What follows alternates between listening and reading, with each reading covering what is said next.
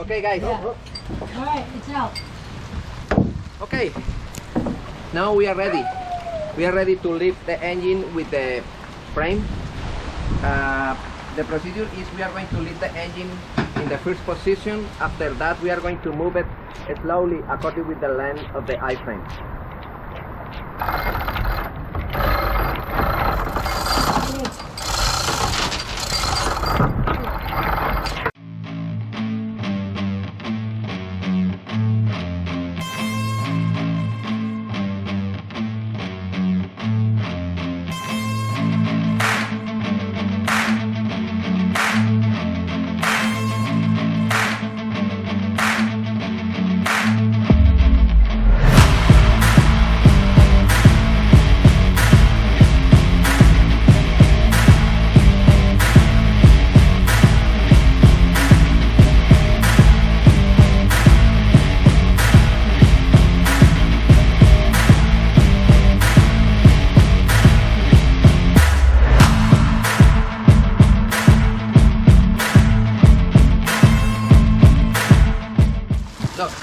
I am going to go down the chain and you move this one and I close the door and I put the other Okay, one. hold on. Be right out. Let me get out.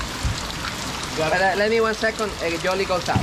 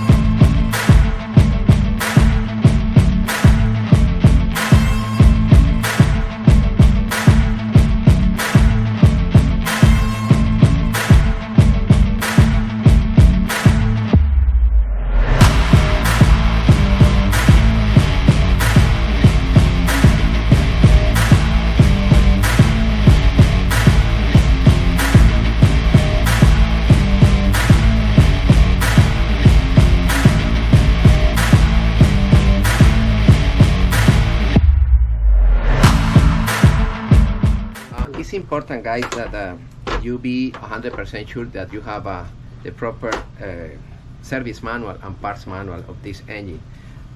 We have the service manual. The service manual that you see on the screen is the service manual for this engine. You remember in other episodes I explained that this engine will be used in different applications, for agricultural application, for generators, and for power in sailboats and catamarans like this. The reference, the serial number of the parts change a little. Try to get the service manual for this boat in this case.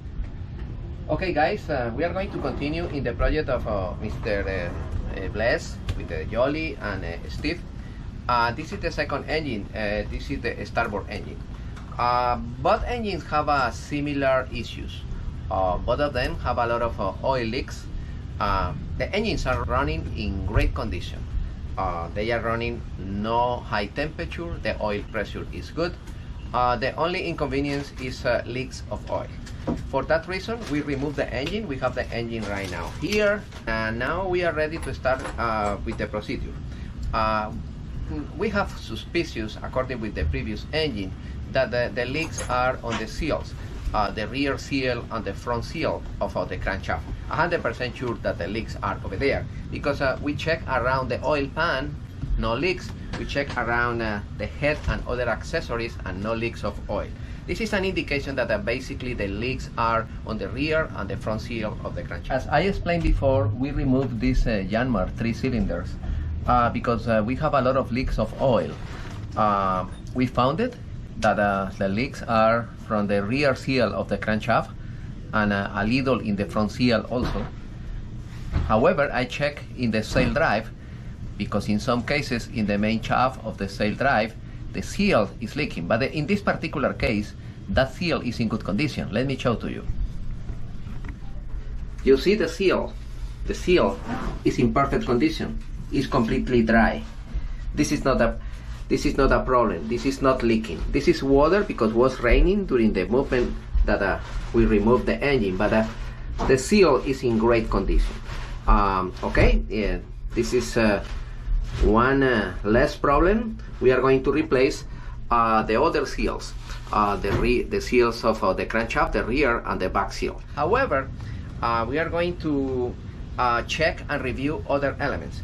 Of course, we are going to remove the heat exchanger, exhaust manifold with heat exchanger, and we are going to flush and clean the heat exchanger with a proper liquid in order to clean internally the component. We are going to remove the caps of the heat exchanger and clean, and after that paint again the heat exchanger. This is with the heat exchanger. With the intake manifold, we are going to remove the intake manifold. We are going to clean. We are going to remove injectors, and we are going to send the injectors to the machine shop in order to calibrate the injectors and replace the nozzles, the tips. This is a labor that probably next week we will send those injectors to the machine shop. We are going to remove the head also, and we are going to send the head to the machine shop to replace valves, springs, valve seals, and the seats of the valves.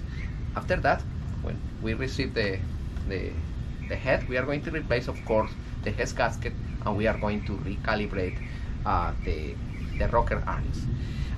With the coolant pump is in good condition. We are going to verify if we don't have play in the shaft of the coolant pump. If we notice some play in the shaft of the coolant pump, we will replace the coolant pump. Of course, we are going to replace the thermostat for other thermostat exactly the same than the original, with the same characteristics and the same range of temperature. And in the coolant in the thermostat housing, we have two sensors for the actual temperature gauge, and we are going to install another sensor here for other additional temperature gauge that we are going to install in the engine room. We are going to do the same. We are going to do the same with the oil pressure. We have actually in the engine one sensor for oil pressure for the actual gauge that we have on the helm, and we are going to install another additional extra oil pressure sensor in the engine room. For that reason, we are going to install a T over there in the bracket where the oil filter is installed. We are going to install an additional oil pressure sensor for other oil pressure gauge. This is basically because it's nice when you open the hatch, you see the temperature of the engine, the oil pressure. This is good. Probably we are going to install an additional hour meter. Okay, the alternator, we are going to send the alternator to the shop to replace the bushings, the brushes, the bearings, and the same with the start motor. The start motor we are going to send to the machine shop to repair the start motor, and we are going to replace also the harness for a new harness. A harness with the relays and sensor. We are going to replace all of them. Hoses, hose clamps for new ones, and we are going to repaint the engine again. With the fuel system, we are going to do the service in the Raycor Parker filters. We are going to replace the O-rings, the gasket, original. We are going to order the original kit to replace those gaskets. The raw water strainer, the actual raw water strainer is too high with respect to the water line. I recommend move the raw water strainer down as close as possible to the water line. Remember that in my classes, in other videos, I recommend that the raw water pump and the raw water strainer should be located below the water line. It's mandatory. In this boat, both of them, the strainers are over the water line. This is not good. We are going to avoid all the time bubbles. This is not good, bubbles in the system, because you destroyed the impeller on the raw water pump.